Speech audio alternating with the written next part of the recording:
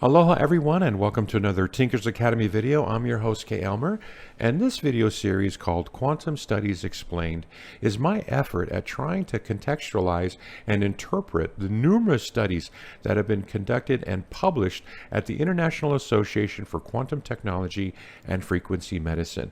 Now there are well over 70 studies now published on this website, and it's really kind of difficult to kind of understand, like what does it, all of this translate to for those of us who are interested in quantum energy, quantum technology, frequency medicine, and so forth. And so there have been numerous studies commissioned by Leela Quantum Tech that have been published now on this website. And so now, how do you go about understanding all of this incredible information that consists of well over 70 studies, thousands of pages of research, going back at least 3 or 4 years? So what this video series is going to do is, first, now what I've done is I've created notebooks. In other words, I'm using Google Notebook LM, compiling these the studies into a notebook, which then will produce an overview of the studies that are in the notebook.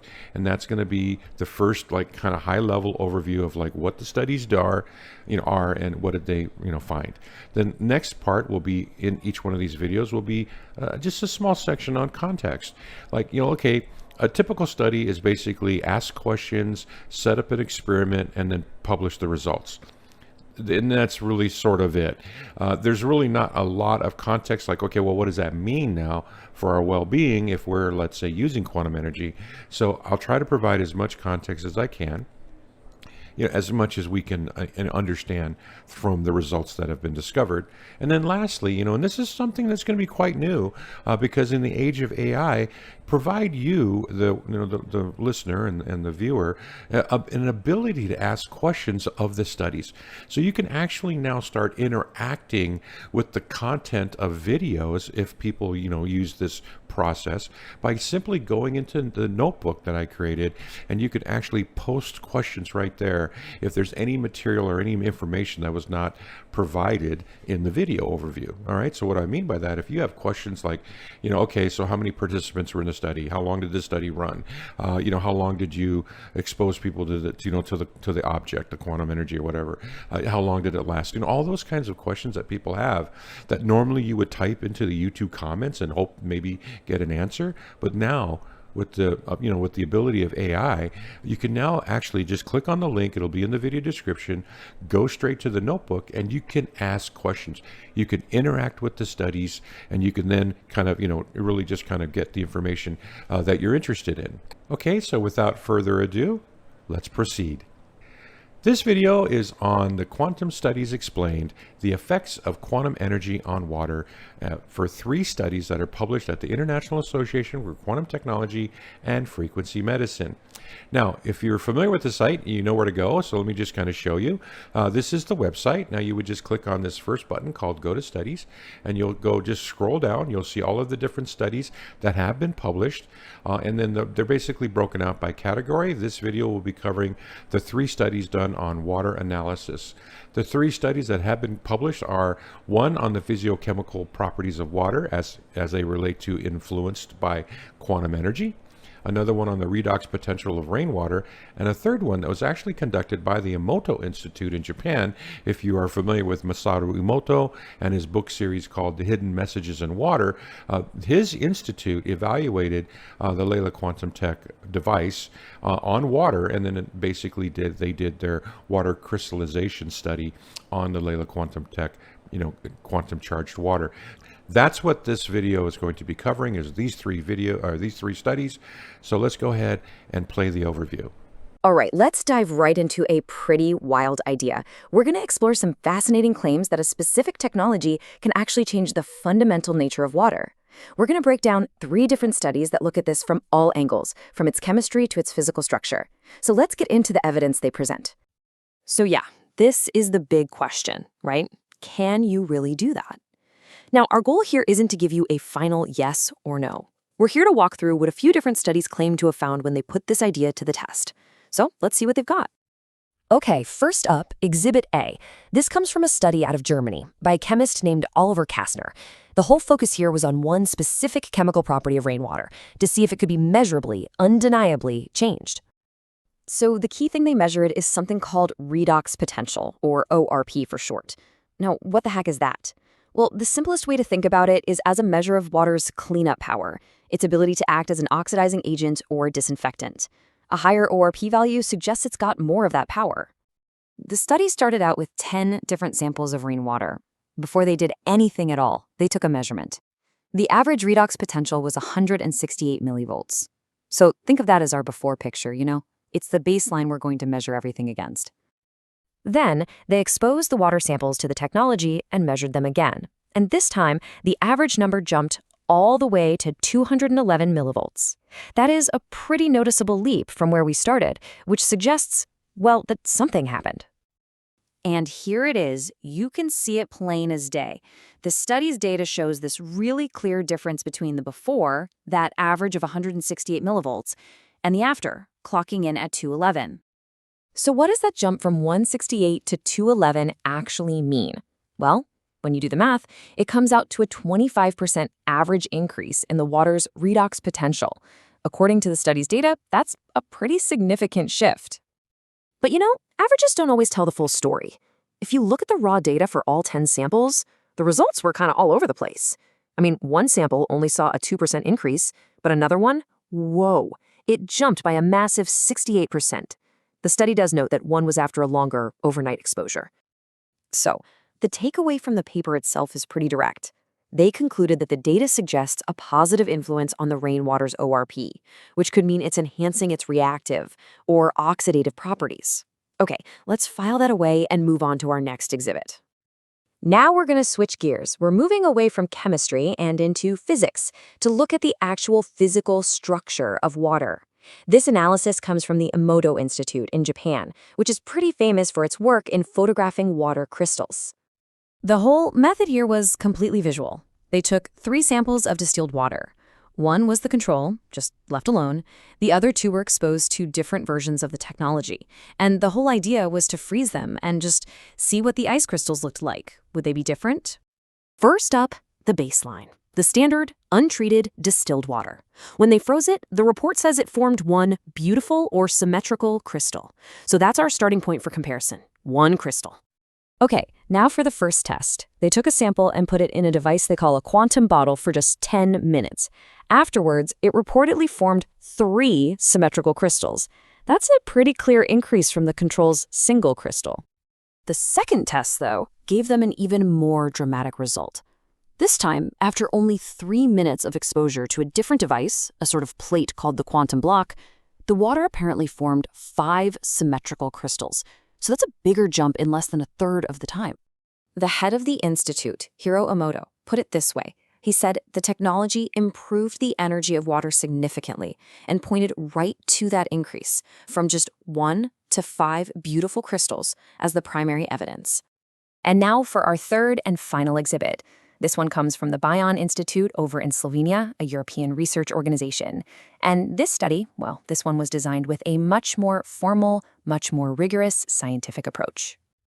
And when I say rigorous, I mean it. The Institute was very clear that they followed some super stringent research standards. They used a control group, of course, but the really critical part is the triple-blind procedure. That means the participants, the researchers running the experiment, and the people analyzing the data, none of them knew which samples were the real deal and which were the controls. So how'd they do that? Well, they used a verum, or working device, and a sham device that was completely identical to look at, but totally non-functional. The researchers couldn't tell them apart. This is so important because it helps remove any potential for bias in the experiment. So after hundreds of measurements, the Bion Institute reported some really interesting findings. They said they saw a neutralizing effect on pH, meaning it pushed both acidic and alkaline water closer to the metal. They also measured a decrease in electrical conductivity. And, maybe most interestingly, they saw an increase in UV light absorption, especially in water with a pH close to human blood. And the crucial part? The Institute said all these differences were statistically significant. So what on earth does all that mean? Well, the study's authors interpreted these results, especially the lower conductivity and the higher UV absorption, as evidence for a change in the water's dynamic structure. They called it a loosening of the water clusters. Okay, let's pause and take a breath. We've just gone through 3 very different approaches, right? a chemical measurement, a visual crystal test, and a triple-blind analysis. So let's try to pull it all together and just summarize what these different sources are claiming. So, to recap the source material, the first study claims the technology boosts water's chemical oxidative power. The second claims it helps it form these beautiful symmetrical crystals. And the third, under super strict conditions, claims it measurably changes fundamental properties like pH and conductivity. It really makes you wonder, right? Could that whole loosening of water clusters idea be the one thread that connects all these other findings? And that really brings us to our final thought here. If you take what these studies are presenting at face value, it's a fascinating picture, and it leaves us with this big open question. If the basic properties of water can actually be influenced and changed in these ways, what could the wider implications be? Not just for science, but for fields like health and wellness. It's definitely something to think about. Okay, those were the results of the study. And again, if you have questions about what the actual studies contain, there'll be a link in the video description. You can click and actually interact with the notebook. Okay, so for the context now, like what does this mean for our well-being? Okay, ORP went up, right? pH, harmonized, and structure, crystals got nicer and better. And what does that really mean? How does that translate? And so when I take a look at this, and I also take a look at the wealth of information about structured water and its benefits, which would be an entirely whole new video. But the main thing that I personally take away from these studies on water is the oxidation issue here. The ORP going up, even though it went up from 168 to 218, like a 50 millivolt increase. But the main thing about that is that, I just, from a safety and soundness standpoint, bottom line is that if the ORP goes up 50, millivolts, it's really a minor increase in oxidizing the potential of water. Because the one thing about ORP is the higher the ORP, the more oxidative potential it has, meaning it starts becoming, oxidative, which is like free radicals, and that's not a good thing to have.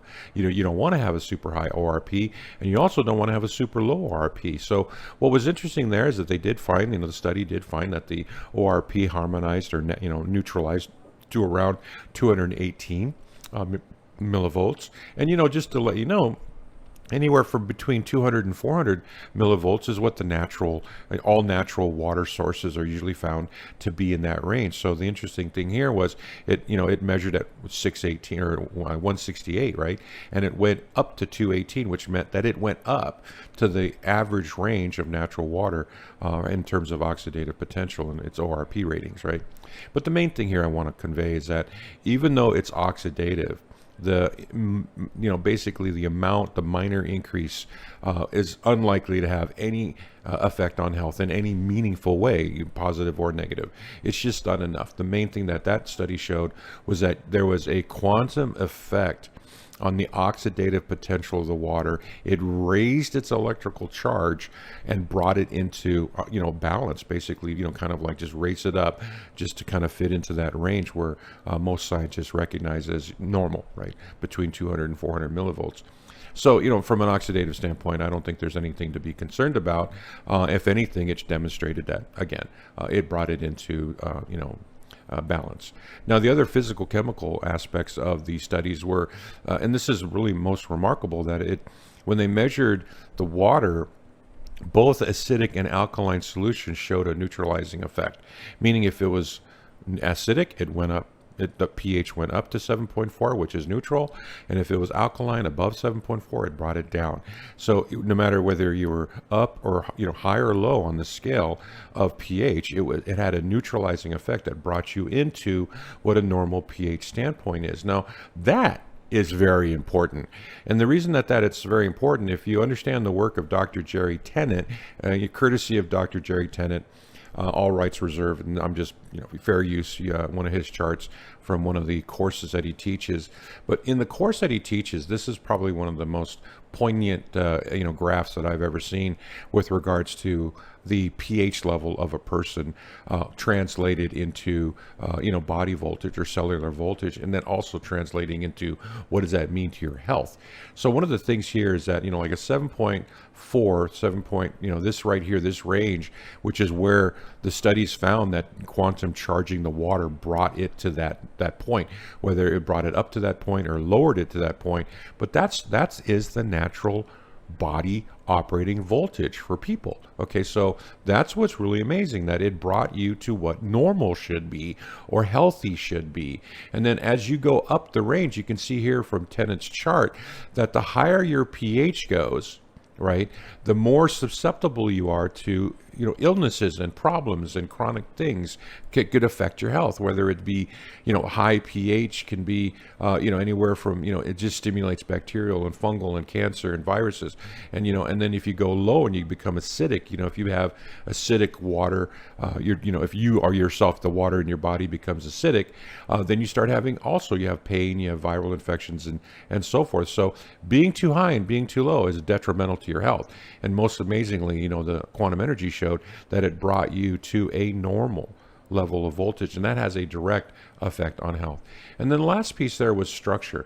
Now, the thing that's really fascinating about the structure experiment was that, it sounds, for those of us who haven't studied, Masaru Emoto's work, but the idea behind structured water, there's basically two things that are sort of like the most commonplace concept or aspects of structured water, and one of them is molecular bond alignment, which means that a molecule of water is H2O, hydrogen, two atoms of hydrogen connected to one atom of oxygen, and how all of those atoms connect to each other in different states, have different angles between the atoms, right? Bond angles. You could place the three atoms in all sorts of different configurations, and those are called bond angles. Well, one of the things about structured water, from all of the research that has been done on that, is that to call it structured water means that whatever you did to it, and there's multiple ways to structure water, is that you've modified those bond angles and you've affected the actual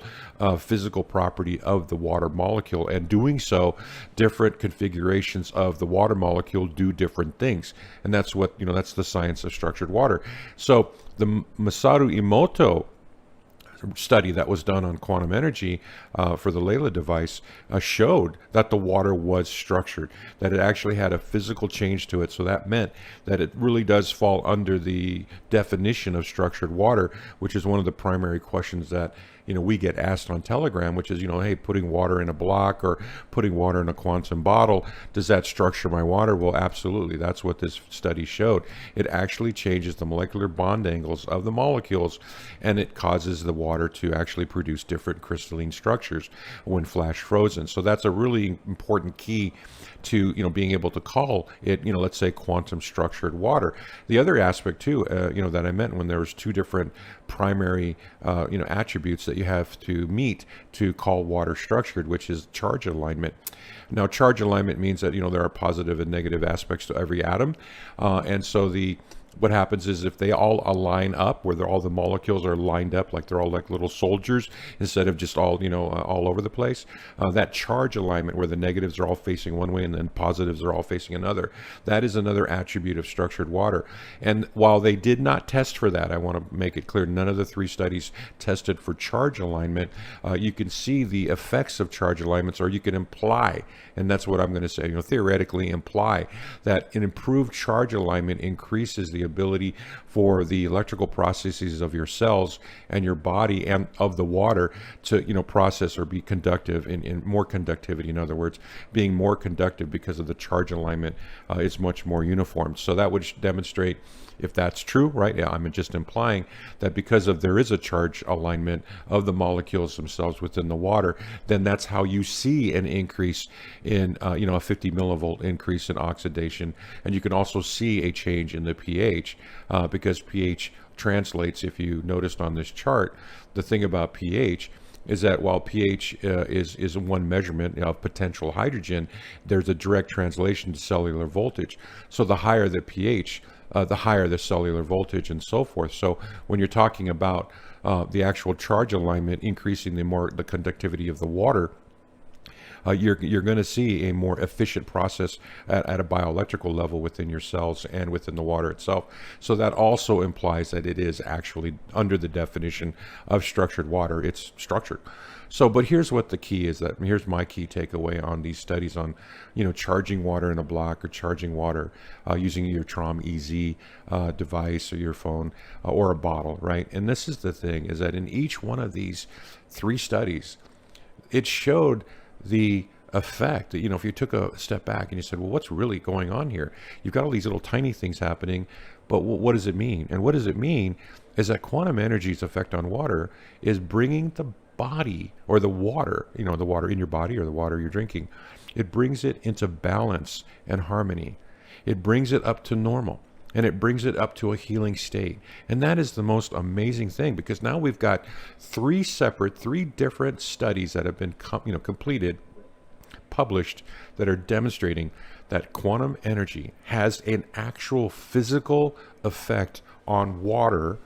And if you consider yourself water, and you are, we are essentially all, walking around as saltwater aquariums, then there's an amazing aspect that not only is there a physical aspect, but what is that physical, effect doing? Well, it's bringing your body, and if you put yourself in the block or the water you're drinking, it's putting it into homeostasis. It's bringing it into its natural, healthy, normal, optimal balance of not only charging and so forth. So that is pretty much the biggest takeaway, is that the very most amazing thing about quantum energy right off the bat, when you look at what it does to water, is it brings the water into homeostasis. It brings it into balance and harmony to give you the most healthy, most optimal water you can drink. And even more importantly, if you put yourself in the block, you put your cells all full of water into the block, your body, then the water in your body will also go to homeostasis. And now that, if you understand what I'm saying, this is not medical advice, but I'm just saying that is what the studies are showing, and that is amazing. So, if you have a Leela Bloc or so forth, highly recommend charge your water and you are an aquarium, put your aquarium inside of a block and have your body actually, basically get promoted to balance and harmony. So that's pretty amazing stuff that these studies kind of translate into. Now, thank you very much for watching. So I just want to say thank you very much and appreciate your time. And I hope you find this information interesting. There'll be a lot more different studies to go. And so now if you have any links, you want to ask questions of the studies themselves, link in the video description below. And also, you can join our Telegram groups for any discussion on the quantum, information and quantum discussions that you might have questions about and you want to learn more. Everything's going to be in the links below in the video description. So again, I want to say thank you for your time. And have a great day. Aloha.